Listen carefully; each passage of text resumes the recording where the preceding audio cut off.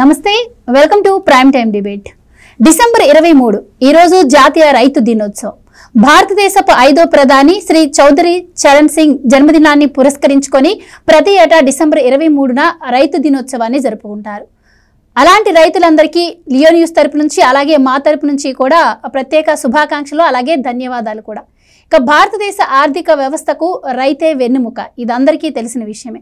ఎంతో కష్టపడి మరి దేశానికి అన్నాన్ని అందిస్తున్నటువంటి రైతు పరిస్థితి ఎలా ఉంది, ఏ ప్రభుత్వమైనా రైతులకు చేస్తుంది ఏంటి, అలాగే ముఖ్యంగా ఆంధ్రప్రదేశ్ విషయానికి వస్తే గత జగన్మోహన్ రెడ్డి హయాంలో మరి రైతులు ఎలాంటి అవస్థలు పడ్డారు, మరి కూటమి ప్రభుత్వం అధికారంలోకి వచ్చిన ఈ 6 నెలల్లో రైతుల కష్టాలు ఏ విధంగా రూపుమాపుతున్నారు, ఇలాంటి విషయాలన్నీ కూడా ఈరోజు డిబేట్లో చర్చిద్దాం. మనతో పాటు డిబేట్లో పార్టిసిపేట్ చేసేందుకు స్టూడియోలో ఉన్నారు సీనియర్ జర్నలిస్ట్ సత్యమూర్తి గారు, అలాగే మరో సీనియర్ పొలిటికల్ అనలిస్ట్ అంకమరావు గారు.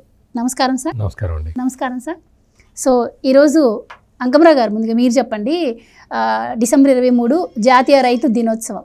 సో ఇప్పుడు నేను చెప్పినట్టు ప్రధానమంత్రి గారిని గుర్తు చేసుకుంటూ ఈరోజు రైతులందరికీ మన తరపు నుంచి శుభాకాంక్ష తెలుపుకుంటూ, అసలు రైతులు సైనికుడు అంటే ఒక బోర్డర్కి దేశానికి సైనికుడు ఎంత ఇంపార్టెంటో, దేశం ఈరోజు అన్నం తింటుంది అంటే కూడా రైతు కూడా అంతే ఇంపార్టెన్స్ ఇస్తూ ఉంటాం మనం. సో అలాంటి రైతులకి మరి ఈ ప్రభుత్వాలు చేస్తున్నది ఏంటి, అలాగే ముఖ్యంగా ఆంధ్రప్రదేశ్ విషయాన్ని తీసుకుంటే జగన్మోహన్ రెడ్డి ఈ హయాంలో మరి ఎలా ఉందంటారు రైతుల పరిస్థితి, మీరేం చెప్తారు?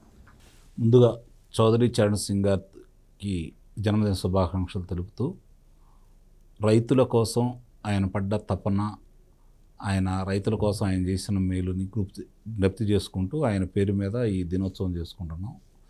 ముఖ్యంగా వారిని కలిసే మహద్భాగ్యం, వారితో ముచ్చటించే అవకాశం నాకు కలిగింది 1984లో. అలాంటి వ్యక్తి అంటే దూరంగా 2-3 సందర్భాల్లో చూశాను, కానీ తొలిసారిగా ఆయన్ని కలిసి పక్కపక్కనే కూర్చొని ఆయనతో సంభాషణ చేసి వారి ఆలింగనం కూడా అందుకున్నాను నేను. ఆ మహద్భాగ్యం నాకు దక్కింది. ఈరోజు వారి గురించి మాట్లాడుకునే అవకాశం, అలాగే రైతుల గురించి మాట్లాడుకునే అవకాశం రావటం నిజంగా చాలా ఆనందదాయకం. రైతులు దేశానికి వెన్నెముక. జై జవాన్ జై కిసాన్. మీరు అన్నట్టు మనల్ని కాపాడేవాళ్ళు, పొరుగు దేశాల నుంచి ఆక్రమణ గురి కాకుండా, దాడులు గురి కాకుండా అడ్డుకునేవాళ్ళు జవాన్లు. దేశానికి అందరికీ అన్నం పెట్టే రైతు.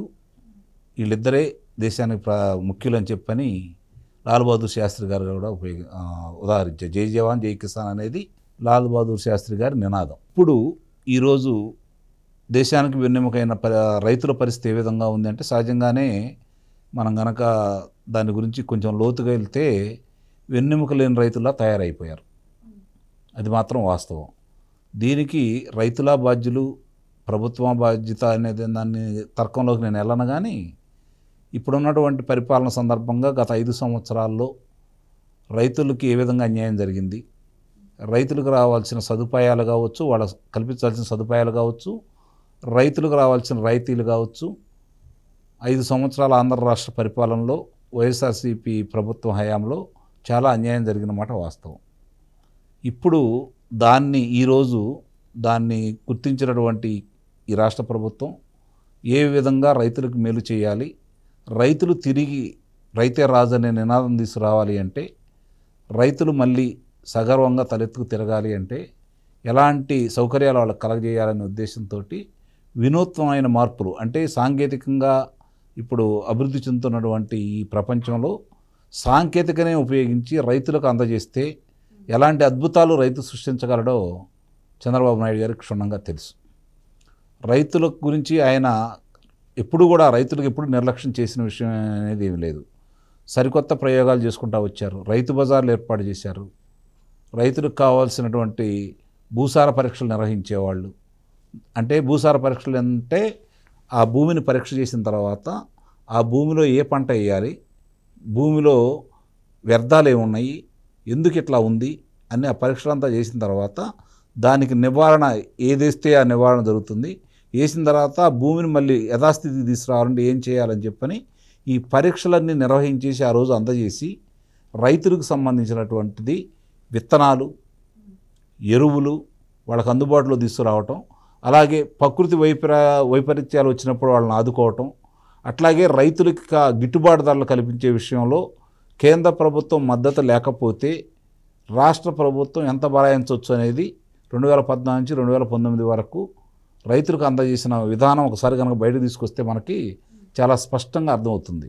ఒక మిరపకాయలు పండించే రైతుకి నాకు తెలిసి ఆ రోజుల్లో ఎకరాకి 20,000 నుంచి 30,000 రూపాయలు అదనంగా ప్రభుత్వం జమ చేసేది. అంటే ఎకరం కాదు, ఒక రైతుకి 20,000 నుంచి 30,000 రూపాయలు అదనంగా కూడా ఇచ్చి కొన్న సందర్భాలు కూడా నాకు తెలుసు.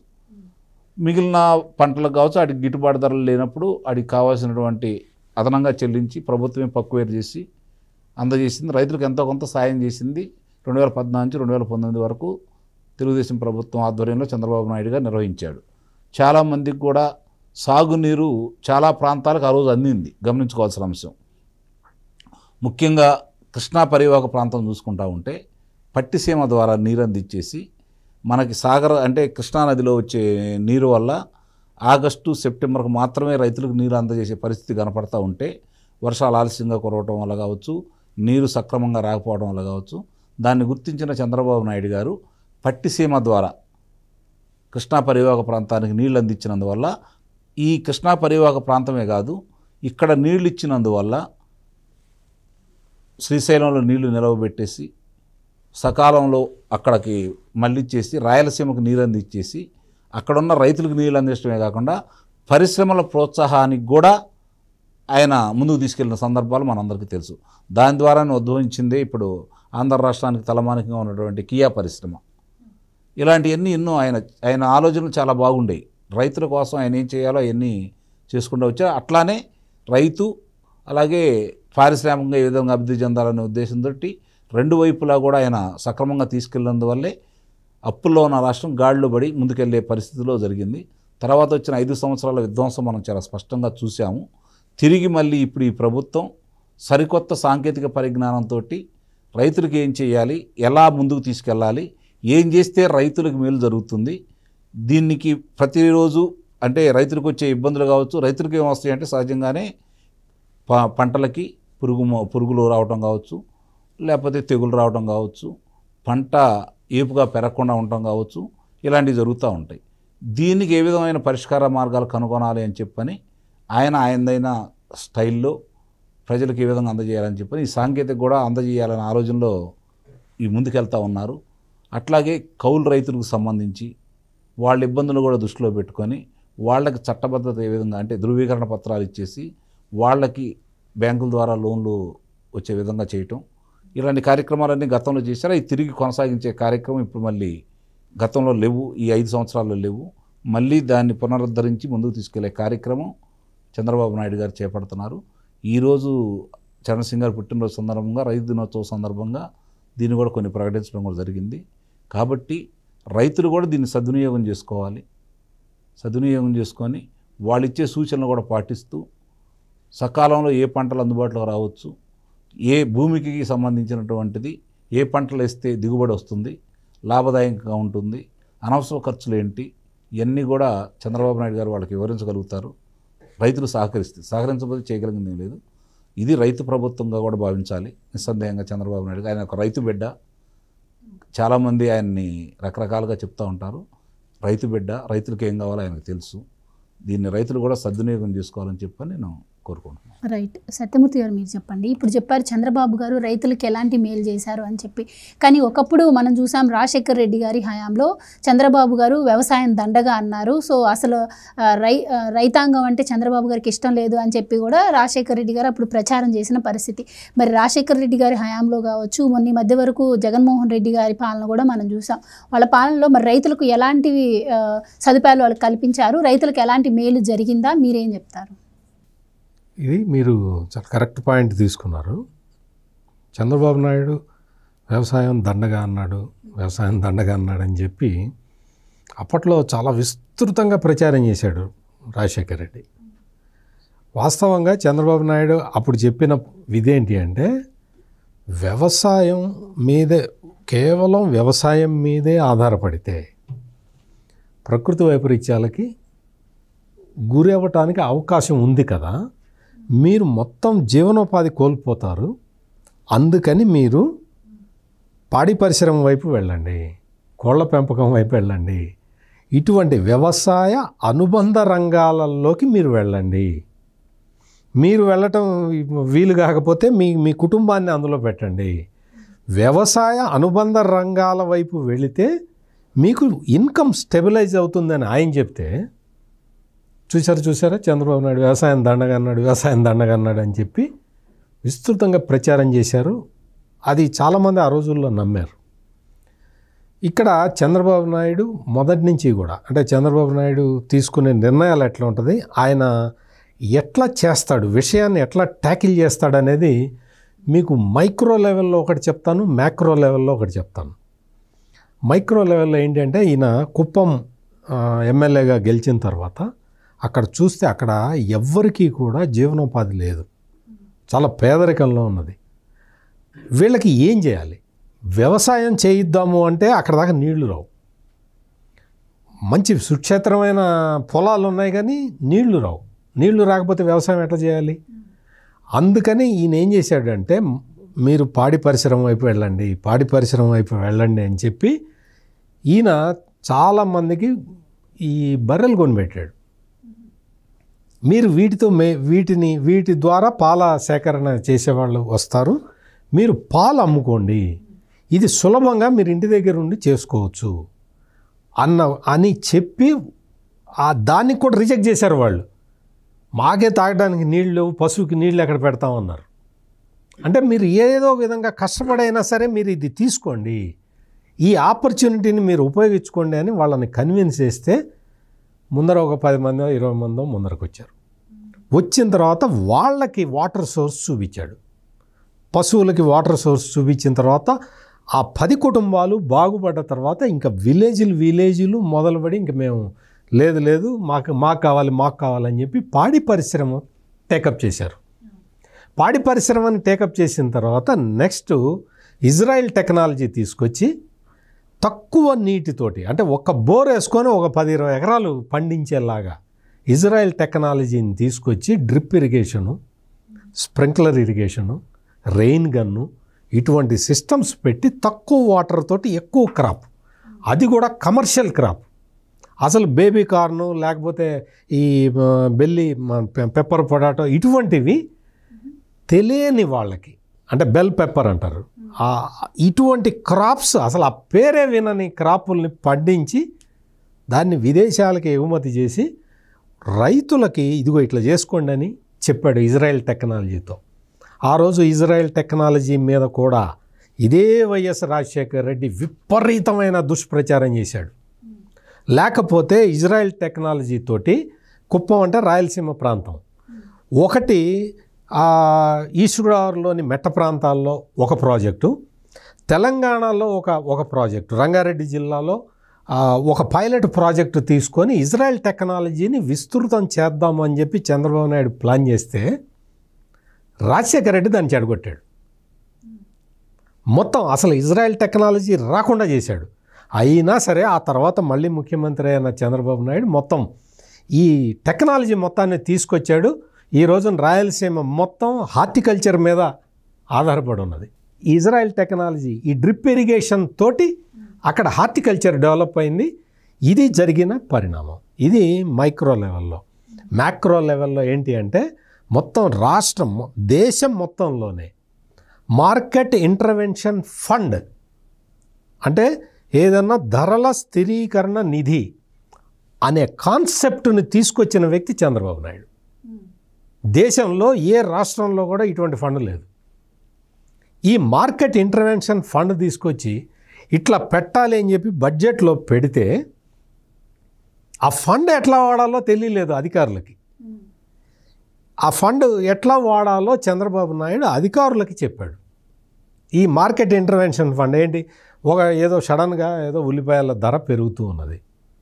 ధర పెరుగుతూ ఉంటే ఏం చేయాలి, ఈ మార్కెట్ ఇంటర్వెన్షన్ ఫండ్ పెట్టి మొత్తం ఉల్లిపాయలు బయట ఎక్కడ ఉంటే అక్కడ తీసుకొచ్చి డంప్ చేయాలి. ఆటోమేటిక్గా ఉల్లిపాయల ధర తగ్గిపోతుంది. లేదు రైతు ఇప్పుడు అట్లా ఏదన్నా వేరే క్రాప్కి, ఇక్కడ మన దగ్గర పండే క్రాప్కి అట్లా చేస్తే ఏమవుతుంది, రైతులు దెబ్బతింటారు. ఈ మార్కెట్ రేటు రాక రైతులు దెబ్బతింటారు. అటువంటి సమయంలో ఏంటంటే ఇప్పుడు టమాటా, ఉదాహరణకి టమాటా ఉంది, మన దగ్గర పండుతుంది, మార్కెట్ రేటు పడిపోతున్నది. రైతులకి ఈ మార్కెట్ ఇంటర్వెన్షన్ ఫండ్ నుంచి ఫైనాన్స్ చేస్తారు. ఇట్లా రైతుకి వినియోగదారుడికి మధ్యలో బ్యాలెన్స్ చేసుకునేలాగా ఈ ఈ మార్కెట్ స్థిరీకరణ నిధిని ప్రవేశపెట్టిన నాయకుడు చంద్రబాబు నాయుడు. ఆయన ముఖ్యమంత్రిగా ఉన్నప్పుడు ఇది చాలా సక్సెస్ఫుల్గా ఇంప్లిమెంట్ చేసి చూపించారు. అంటే మైక్రో లెవెల్లో, మ్యాక్రో లెవెల్లో ఆయన తీసుకునే నిర్ణయాల్ని ఎట్లా ఉంటాయనేది మీకు చెప్పాను. ఇప్పుడు లేటెస్ట్గా ఏంటి అంటే డ్రోన్ టెక్నాలజీ వాడాలి అని చెప్తున్నాడు. డ్రోన్ టెక్నాలజీ వాడాలి అంటే డ్రోన్ టెక్నాలజీ గురించి చాలామందికి అదేంటి ఇదేంటి అనుకుంటారు, చాలామంది అనుకుంటున్నారు. ఇప్పుడు ఇంకా ప్రచారం చేయడం మొదలు పెడతాడు జగన్మోహన్ రెడ్డి. రైతులకి డ్రోన్ ఏంటి, ఏం చేసుకుంటారని జగన్మోహన్ రెడ్డి మళ్ళీ వస్తాడు, మళ్ళీ మొదలు పెడతాడు. డ్రోన్ టెక్నాలజీ ఏంటి అంటే ఇప్పటి వరకు మొత్తం ఏదైనా చీడపీడలు వస్తే క్రాప్ మొత్తం మందు కొడుతున్నాడు రైతు. క్రాప్ మొత్తం కొట్టడమే కాకుండా ఆ పక్క రైతు ఈ పక్క రైతు కూడా మందు కొట్టుకోవాల్సిన పరిస్థితి ఉంటుంది. ఇప్పుడు ఈ డ్రోన్ టెక్నాలజీని వాడి దాని మీద ఆ పిక్చర్స్ తీసి పంపిస్తే వ్యవసాయ నిపుణులు చూసి ఈ ప్రాంతంలో తెగులు ఉన్నది అంటే ఆ ప్రాంతంలోనే మందు కొట్టుకుంటాడు. దానివల్ల ఏమవుతుంది, రైతుకి పెట్టుబడి తగ్గుతుంది. అంటే పురుగు మందు ఎంత వాడాలో అంతే వాడతాడు కాబట్టి తగ్గిపోతుంది. ఇటువంటి బెనిఫిట్స్ జరగబోతున్నాయి. క్రాపు ఎక్కడన్నా అనీవెన్గా ఉంటే, ఒకచోట ఏపుగా పెరిగి ఒకచోట తక్కువ పెరిగితే ఆ తక్కువ పెరిగిన చోట ఎరువు వేసే విధంగా అటువంటి ప్రాక్టికల్గా రైతుకి ఉపయోగపడే డ్రోన్ టెక్నాలజీ రాబోతున్నది. ఇప్పటికే చాలా చోట్ల ఈ సాగునీటి సంఘాలలాగా డ్రోన్ వినియోగదారుల సంఘాలు ఏర్పాటు చేసుకుంటున్నారు. అంటే డ్రోన్ టెక్నాలజీని వాడుకోవటానికి ఆంధ్రప్రదేశ్ రైతాంగం సిద్ధంగా ఉన్నది. అట్లా సిద్ధం చేశాడు మొత్తం డ్రోన్ టెక్నాలజీ. ఇప్పుడు మీరు చూడండి, దేశం మొత్తంలో ఎక్కడా డ్రోన్ టెక్నాలజీ నిపుణులు లేరు. ఆంధ్రప్రదేశ్లో నిన్నగాక మొన్న ఒక 100 మంది డ్రోన్ టెక్నాలజీ వాళ్ళకి మొత్తం ట్రైనింగ్ కంప్లీట్ అయ్యి వాళ్ళు ఫీల్డ్ మీదకి వచ్చేసారు. ఆ 100 1000 అవుతుంది, ఆ 1000 1,00,000 అవుతుంది. మొత్తం భారతదేశం మొత్తం డ్రోన్ టెక్నాలజీ వీళ్ళే అందజేస్తారు. వీళ్ళే వెళ్ళి డ్రోన్ ఇది ఆపరేట్ చేసి వాళ్ళు ఆ రైతుకి ఇన్పుట్ కాస్ట్ తగ్గిస్తారు. అంటే ఈ తరహా వ్యవసాయాన్ని చంద్రబాబు నాయుడు ప్రోత్సహిస్తాడు. మొదటి నుంచి కూడా అంతే. ఆయన ముఖ్యమంత్రి అయిన దగ్గర నుంచి ఇదే పద్ధతి. నూతన ఆవిష్కరణలు, కొత్త టెక్నాలజీ ఎట్లా వాడుకోవాలని రైతులకి చెప్తాడు. వాడుకున్నవాడు ముందరికి వెళ్తాడు, వాడుకోనివాడు జగన్మోహన్ రెడ్డి లాగా తయారవుతాడు. సార్, గతంలో మనం చూసాము రైతులు చాలా ఎక్కువ మంది ఉండేవాళ్ళు. సార్, రాను రాను రైతుల సంఖ్య తగ్గిపోతూ వస్తుంది. ఎందుకంటే వాళ్ళ పంటకి సరైన దిగుబడి రాక కావచ్చు, గిట్టుబాటు ధర రాకపోవచ్చు, ఇవన్నీ కూడా. అండ్ మేం పడ్డ కష్టం మా పిల్లలు ఎందుకు పడాలి అని చెప్పి కూడా చాలామంది వ్యవసాయానికి దూరంగా వస్తున్నారు. సో ఇప్పుడున్న ప్రభుత్వాలు మళ్ళీ వాటిని ప్రోత్సహించాలి అంటే వాటికి గిట్టుబాటు ధర ఇవ్వడం కావచ్చు, వాళ్ళకు ఒక ఇంట్రెస్ట్ని క్రియేట్ చేయాలి. సో ఇప్పుడు అలాంటి పరిస్థితి అయితే లేదు. దానివల్ల ఫుడ్లో క్వాలిటీ కూడా తగ్గిపోతున్న పరిస్థితి మనం చూస్తూ ఉన్నాం. సో ఏం చెప్తారు మళ్ళీ రైతులకి, అంటే వాళ్ళని వ్యవసాయ రంగం వైపు మళ్లించే విధంగా ఉండాలి అంటే ఎలాంటి చర్యలు ప్రభుత్వాలు తీసుకోవాలంటారు? ఇక్కడ ఒకనాడు, అంటే నా చిన్నప్పటి నుంచి నేను చూస్తున్నాను, 10 ఎకరాల రైతు మా గ్రామంలో ఉన్నా అంటే చాలా పెద్ద రైతు కింద లెక్క. అతనికి 4 రైతులు పిల్లలు ఉండేవాళ్ళు ఆ రోజుల్లో. అంటే చాలామంది కూడా అధిక సంతానం ఉండేవాళ్ళే, తక్కువ మంది పిల్లలు 2 ముగ్గురితో సరిపెట్టుకునేవాళ్ళు తక్కువ మంది, 5-6 సంతానం ఉన్న సందర్భాలు కూడా ఉన్నాయి. అలాంటి వ్యక్తులకు కూడా 10 ఎకరాల భూమి ఉన్నప్పుడు ఆ పిల్లలు చదువుకోవడానికి కావచ్చు, ఖర్చులకు కావచ్చు, పెళ్ళిళ్ళకి కావచ్చు పెద్ద ఇబ్బందులు పడిన సందర్భాలు కాదు అవి. కారణం ఏంటంటే అన్నీ అందుబాటులో ఉండేవి. ఒక రకంగా చూడాలంటే అనవసర ఖర్చులకు కూడా వెళ్ళేవాళ్ళు కాదు. నాకు తెలిసి నా చిన్నప్పుడు నాకు దాపుడికి ఒకటే సొక్కా ఉండేది. ఈరోజు నా పరిస్థితి ఏంటి చెప్పండి. అంటే ఇవన్నీ నేను చేతులారా తెచ్చుకుంటుంది కదా. అంటే అవసరాలు, అంటే కొన్ని చేతులారా తెచ్చుకుంటారు, కొన్ని అవసరాలు తిరిగే దాంట్లో పెట్టి కావచ్చు, లేకపోతే మనం చేసే పనుల వల్ల కావచ్చు ఏర్పాటు చేసుకుంటా ఉన్నాం. ఇవన్నీ మనం అది గ్రామాల్లో కూడా అలవాటైంది. దానివల్ల అధిక ఖర్చులు అవుతా ఉన్నాయి. ముఖ్యంగా అన్నిటికంటే కూడా విద్య ఈరోజు మామూలుగా పాఠశాలకు సంబంధించినంత వరకు ప్రభుత్వ పాఠశాలలో చదువుకునే విద్యార్థులు తగ్గిపోయారు. కారణం ఎందుకంటే ఈ పోటీ ప్రపంచంలో ప్రభుత్వ పాఠశాలలో చదివే విద్యార్థులకి అవకాశాలు ఉండవు అనే అపోహతోటి ప్రతిభావంతులైనటువంటి అధ్యాపకులు అక్కడ ఉన్నా కూడా కార్పొరేట్ విద్యాలయాలకు పంపిస్తూ ఉన్నాము ఈరోజు. దానివల్ల భారం ఎక్కువ అవుతూ ఉంది. రెండోది, ఒకరోజు 16 బస్తాలు బాగా పండే మా గ్రామంలో 16 బస్తాలు పండితే చాలా బాగా పండించేవాళ్ళు మాగాని అనుకుంటారు వరి ధాన్యాన్ని. ఈరోజు 35 బస్తాలు పండినా కూడా నష్టపోయే పరిస్థితి రైతుల్లో ఉన్నాడు. కారణం ఏంటంటే ఆ రోజు కలుపులు పడ్డా, ఈ పురుగు మందుల వాడకం చాలా తక్కువగా ఉండేది, ఎరువుల వాడకం తక్కువగా ఉండేది, కాబట్టి ఖర్చు తక్కువగా ఉండేది. ఇందాక సత్యమూర్తి గారు చెప్పినట్టు పోటీ పడుతున్నారు రైతు. సహజంగానే మనం భూమిలోకి ఎరువును పంటకి ఎరువుకి మనం ఎరువేస్తే దాని యొక్క ప్రభావం కొన్ని రోజుల దాకా ఉంటుంది. అమ్మ నేను 2వ రోజు 3వ రోజు చేనికి అరే మనది ఇంకా ఏపుగా రాలేదని చెప్పి మళ్ళీ వేస్తున్నారు ఎరువులు. అలాగే పురుగు లేకపోతే దానికి పేనుబంక వచ్చిందనుకోండి, లేదా తెగులు వచ్చిందనుకోండి, దానికి సంబంధించినంత వరకు ఎమ్మన్నే అలా తలంపు లేదు, పక్కాడేస్తే మంచిగానే అయిపోతే మనకి ఇబ్బంది ఏమో అనే ఆలోచనతో, అవగాహన రాహిత్యంతో చాలామంది కూడా అధిక ఖర్చులు పెడతా ఉన్నారు. ఆ రోజు కూడా చాలా తక్కువ ఉండేవి, పొడి మందు, పాల్డాలు, డీడీటీ ఇలాంటివి మాత్రమే ఉండేవి. మరి ఈరోజు అసలు విపరీతంగా వాడుతూ ఉన్నారు. అలాగే ఎన్ని పురుగు మందులు వచ్చినాయో చూడడానికి లేదు. మరి ఇన్ని పురుగు మందులు వచ్చినప్పుడు పురుగులు చావాలి కదా, మరి పురుగులు ఎందుకు పెరుగుతూ ఉన్నాయి? ఇది కూడా రైతులు ఆలోచించుకోవాలి. ఇవన్నీ కూడా మనకై మనం పెట్టుకున్నటువంటి అధిక ఖర్చులు. దానికి తోడు ఆ రోజు సేకరి చేసేవాళ్ళు రైతు అన్న కావచ్చు, పిల్లలు చదువుకునే పిల్లలు కూడా ఇంటికి రాంగల్లోనే అంటే ఊళ్ళోనే చదువుకునేవాళ్ళు కాబట్టి శనివారం ఆదివారం లేదా పండగ రోజులు పిల్లలు కూడా చేనుకి వచ్చేవాళ్ళు, దాంట్లో అలవాటు అయ్యేవాళ్ళు. ఇవాళ నా కొడుకు చేను ఎక్కడ ఉందో తెలియదు, నా కొడుక్కి వ్యవసాయం అంటే ఏంటో కూడా తెలిసేదా. అంతే కదా. ఇప్పుడు నా కొడుకున్నాడు, వాడికి పొలాలు ఎక్కడున్నా కూడా తెలియదు కరెక్ట్గా. అట్లా పెంచుతున్నాం, తప్పు మంది. అంటే రైతు అనేవాడు మీరన్నట్టు ఈ బాధలన్నీ చూసి ఈరోజు పెరిగిన ఖర్చులను దృష్టిలో పెట్టుకొని ప్రత్యామ్నాయంగా మన పిల్లాడి ఈ పని చేయకూడదు, ఈ మామూలు రోజు మనం చేసినట్టు వ్యవసాయం చేయకూడదు అన్న ఆలోచనతో వాళ్ళు చదివించే ఆలోచనతో పిల్లల్ని వ్యవసాయానికి దూరంగా చేస్తున్నారు, మన సంస్కృతి దూరంగా చేస్తున్నారు. చాలామంది ఏమనుకుంటున్నారంటే వ్యవసాయాన్ని దూరం చేశారనుకుంటున్నారు, కానీ మన సంస్కృతినే దూరం చేస్తున్నారు. అది మర్చిపోతూ ఉన్నారు. నలుగురు కలిసి పని చేసుకుంటే కలివిడిగా సాధక బాధలు మాట్లాడుకుంటూ ఆడవాళ్ళు అందరూ కలిసి కూర్చొని కలుపు తీసేటప్పుడు, లేకపోతే కోత కోసేటప్పుడు, నాటేసేటప్పుడు ఇవన్నీ కూడా సాధక బాధలు మాట్లాడుకుంటూ జానపదాలు పాడుకుంటూ ఉల్లాసంగా ఉత్సాహంగా చేసుకుంటూ ఉండేవాళ్ళు, అరమరికలు లేకుండా ఉండేవి. ఈరోజు ఆ పరిస్థితి పోయింది. కాబట్టి ముందుగా మనం ఎందుకు దూరం అవుతున్నాం, ఈ పంటలు ఇట్లా పండుతున్నా కూడా ఎందుకు నష్టపోతున్నాం అనేది వీళ్ళు బేరీజు వేసుకున్నప్పుడు అధిక పంటలు పండుతున్నా కూడా ఈ ఖర్చులు భరాయించడానికి ఇబ్బంది అయ్యి ఈ పరిస్థితి. అందుట్లో ఇందాక సత్యమూర్తి గారు ఒక మాట చెప్పారు, వీళ్ళందరూ పాడి పరిశ్రమ అవి ఇంతకుముందు బాగా ఉండేవి. నా చిన్నప్పుడు విపరీతంగా ఉండేవి. ఇలా ప్రతి వాళ్ళకి నాకు తెలిసినంత వరకు బరిగొడ్లు లేకుండా ఉండేవాళ్ళు కాదు. ఇంకోటి దాంట్లో ఇంకోటి ఉండేది, బరిగొడ్లు ఒకళ్ళే ఎవరికన్నా 2 బరిగొడ్లే ఉన్నాయి అనుకోండి, 2 బరిగొడ్లు ఒకేసారి పాలు ఇవ్వ పరిస్థితిలో ఉండేవి. కొన్ని రోజులు అంటే ఈనటానికి కట్టడానికి ఈనటానికి మధ్య కొంత వ్యత్యాసం ఉండేది. అప్పుడు ఆ అమ్మ ఈ అమ్మ తీసుకొచ్చి వాళ్ళ ఇంట్లో పాడి లేదు కదా అని చెప్పని వాళ్ళు ఇచ్చే, ఒక పాలు తీసుకొచ్చేవాళ్ళు, ఒకళ్ళు పెరుగు తీసుకొచ్చి ఇచ్చేవాళ్ళు.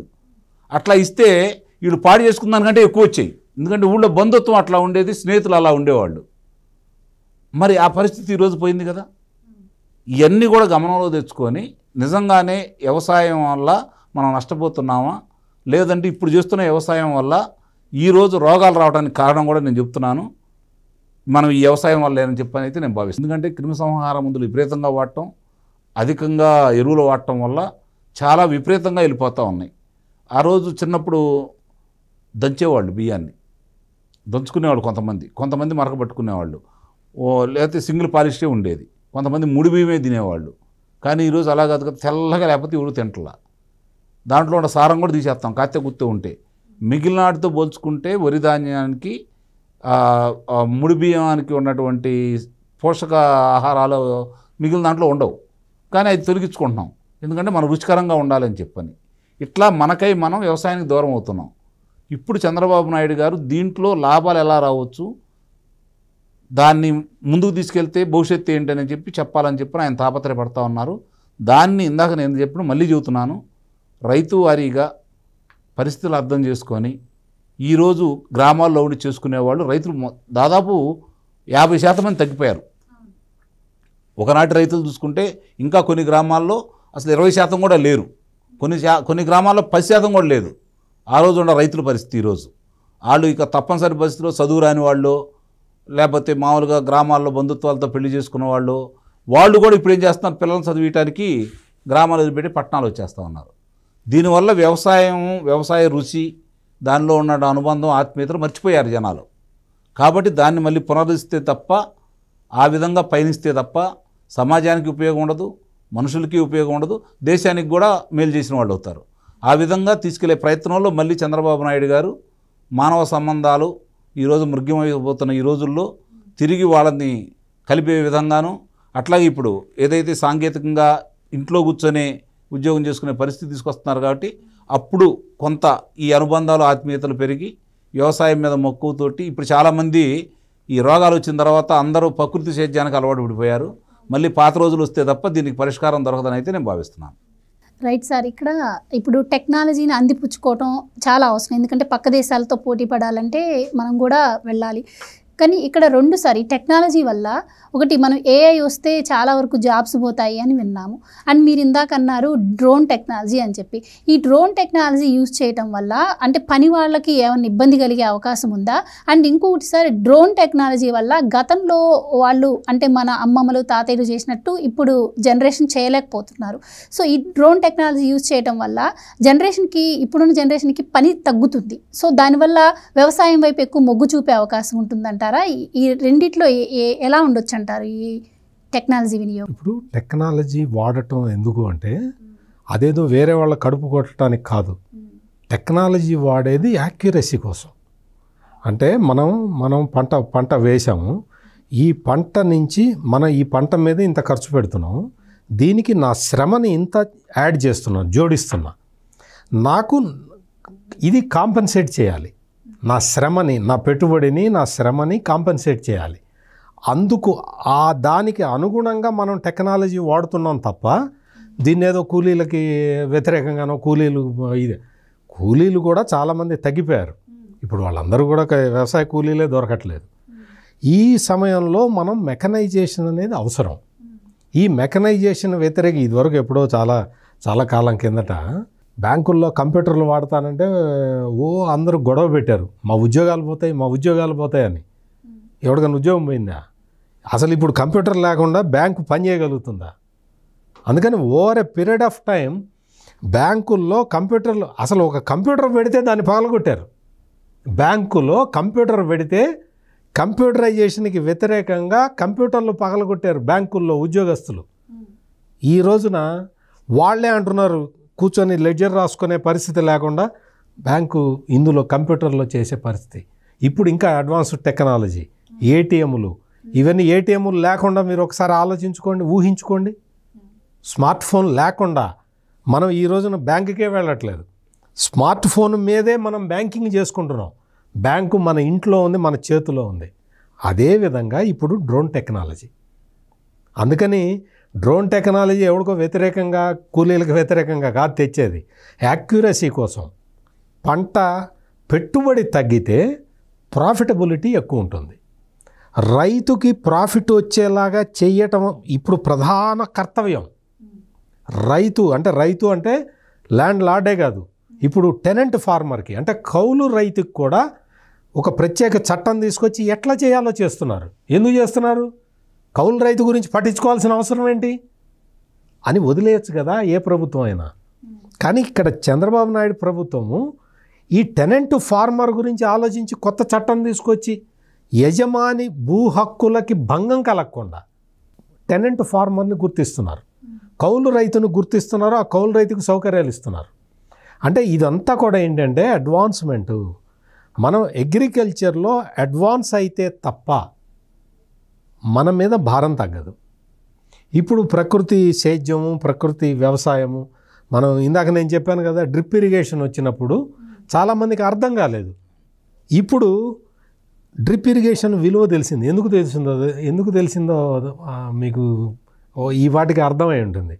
5 సంవత్సరాలు జగన్మోహన్ రెడ్డి ఉండటం వల్ల డ్రిప్ ఇరిగేషన్ విలువ తెలిసింది. ఎందుకు?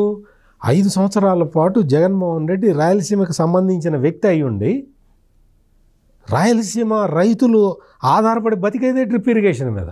ఆ డ్రిప్ ఇరిగేషన్ సబ్సిడీలను ఆపేశాడు. దాంతో ఈ రోజున రైతు ఒక్కసారి మళ్ళీ చంద్రబాబు నాయుడు ముఖ్యమంత్రి కాగానే ఊపిరి పీల్చుకున్నారు. మొత్తం అంతా కూడా డ్రిప్ ఇరిగేషన్కి సబ్సిడీలన్నీ మామూలుగా పునరుద్ధరించారు, ఇచ్చేస్తున్నారు, బ్యాంకులు ఇస్తున్నాయి. అంటే మీరు ఆలోచించండి, డ్రిప్ ఇరిగేషన్ లేకపోతే రైతు బతకలేని పరిస్థితికి వచ్చింది కొన్ని ఏరియాల్లో. మళ్ళీ డ్రిప్ ఇరిగేషన్ ఇచ్చేటప్పటికి వాళ్ళు ఆనందంగా ఉన్నారు. ఈ విధంగా టెక్నాలజీని వాడుకోవటం అనేది ఎవరికో వ్యతిరేకం కాదు. ఇది ముందర రైతు పచ్చగా ఉంటే కదా ఇంకా మిగిలిన విషయాలు. అందుకనే ఈ పంట నూర్పిడి దగ్గర నుంచి ఈ మెషినరీ అంతా కూడా తీసుకురావాల్సిన అవసరం ఉంది. దీంతో ఏమవుతుంది అంటే మీకు ఎక్కడ కూడా ప్రోడక్ట్ వేస్ట్ కాదు. మీకు కళ్యాణంలో ఇదైపోతుంది.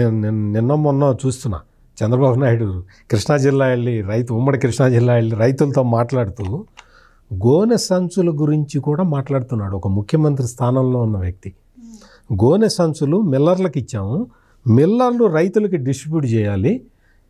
3,50 లక్షల గోనె పట్టాలు లాస్ట్ ఇయర్ తెచ్చారు. ఈసారి 5 కోట్లు ఇచ్చాను గోనె సంచులు, అయినా షార్టేజ్ వచ్చింది అని చెప్పి కంప్లైంట్లు వస్తున్నాయంటే దాని అర్థం మిల్లర్లు సరిగ్గా ఇవ్వలేదు. అందుకని ఇప్పుడు రైతులకే ఇచ్చేస్తా, డైరెక్ట్గా గోనె సంచులు రైతులకే ఇచ్చేస్తా అని చెప్తున్నాడు. అంటే అంత అవగాహన ఉన్న మనిషి ముఖ్యమంత్రి స్థానంలో ఉన్నాడు కాబట్టి రైతులు శుభ్రంగా గుణమే చేసుకొని నిద్రపోవచ్చు. ఈ గోనె సంచులు కూడా పక్కడబందీగా ఉండాలి, పర్ఫెక్ట్గా ఉండాలి, ఒక్క గింజ కూడా రాలి కింద పడకూడదు అని ఒక ముఖ్యమంత్రి చెప్తున్నాడు. అంటే ఎంత సునిశ్చితంగా ఈ సమస్యల్ని అర్థం చేసుకొని ఆయన నిర్ణయాలు తీసుకుంటున్నాడు అనేది మనం ఆలోచించాలి. అందుకని నిజంగా ఇది జాతీయ రైతు దినోత్సవం జరుపుకోవాల్సిన సమయం ఇది. ఇప్పుడు క్రాప్ ప్యాడీ ప్రొక్యూర్మెంట్ చేసి ఆ ప్రొక్యూర్మెంట్ డబ్బుల్ని 24 గంటల లోపల ఇచ్చేస్తూ ఉన్నారు. ఆంధ్రప్రదేశ్ విషయానికి వస్తే 24 గంటల్లో ఎందుకు ఇవ్వాలి, ముందరే ఎందుకు ఇవ్వకూడదు అని అడుగుతున్నాడు ముఖ్యమంత్రి. ముందర రైతు ధాన్యం తీసుకొస్తాడు, అందులో తేమ శాతం తీసేస్తారు, తీసేసి మిల్లుకి ఇచ్చేస్తారు. మిల్లుకి వెళ్ళిపోయినట్టు కంప్యూటర్లో నమోదవుతుంది, వెంటనే పరిహారం ఇచ్చేయాలి కదా. మళ్ళీ మిల్లరు దాన్ని మిల్లింగ్ చేసే వరకు ఎందుకు ఆగాలని అడుగుతున్నాడు ముఖ్యమంత్రి. అంటే ఇది ఫార్మర్ ఫ్రెండ్లీ గవర్నమెంట్. అంటే రైతు బాధలు అస్సలు లేకుండా చేద్దామని ప్రయత్నం చేస్తున్న ప్రభుత్వం ఉంది కాబట్టి ఈ ప్రభుత్వం చేస్తున్న పనులని రైతులందరూ ఉపయోగించుకోవాలి. అంటే డ్రిప్ ఇరిగేషన్ ఒకవైపు, ఈ క్రాప్కి సంబంధించింది క్రాప్ ఇన్సూరెన్సు, మెకనైజేషను, టెక్నాలజీని వాడుకోవటం, ఇవన్నీ ఒక్కటే. చంద్రబాబు నాయుడు ఎక్కడికి వెళ్ళినా ఒక విషయం చెప్తుంటాడు, నేను టెక్నాలజీ తెస్తా, దాన్ని వాడుకున్నవాడు పైకి వస్తాడు, ముందర వాడుకోవటం నేర్చుకోండి అని ఆయన క్లియర్ కట్గా చెప్తున్నాడు. అందుకని రైతులు కూడా పాత విషయాలన్నీ మర్చిపోయి కొత్తగా టెక్నాలజీని ఎట్లా అడాప్ట్ చేసుకోవాలి అనే విషయం మీద ఫోకస్ చేస్తే రైతు ప్రాఫిట్లోకి వచ్చేస్తాడు. రైతు ప్రాఫిట్లోకి వస్తే ఇంకా ఈ భారతదేశం మొత్తం కూడా ఆంధ్రప్రదేశ్ వైపు చూస్తుంది. ఆంధ్రప్రదేశ్ రైతు ఎంత సంతోషంగా ఉంటే భారతదేశం అటెన్షన్ని అంత గ్రాప్ చేయడానికి వీలవుతుంది. కాబట్టి రైతులందరూ కూడా టెక్నాలజీని వాడుకోవటానికి సంసిద్ధులు కావాలి.